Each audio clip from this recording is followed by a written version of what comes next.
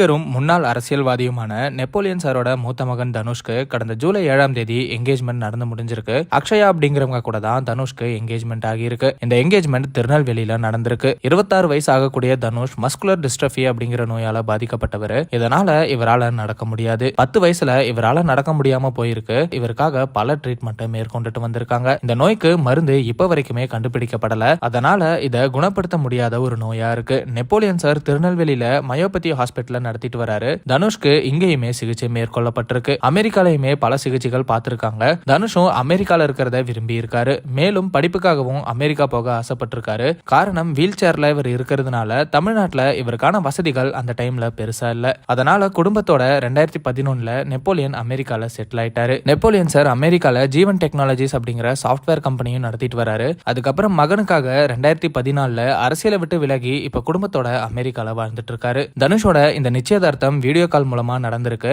காரணம் தனுஷோட ஹெல்த் கண்டிஷனால அவர் பிளைட்ல டிராவல் பண்ணக்கூடாதான். அதனால தனுஷ் ஃபேமிலி அமெரிக்கால இருந்தே இந்த ஃபங்க்ஷன்ல கலந்துக்கிட்டாங்க. நெப்போலியன் சார் மட்டும் திருநெல்வேலி வந்து பெண் வீட்டார் கூட எல்லா சம்பிரதாயத்தையும் பண்ணியிருக்காரு. தனுஷும் அவருக்கு என்கேஜ்மெண்ட் ஆன விஷயத்த இன்ஸ்டாகிராம்ல ரொம்ப ஹாப்பியா ஷேர் பண்ணியிருக்காரு.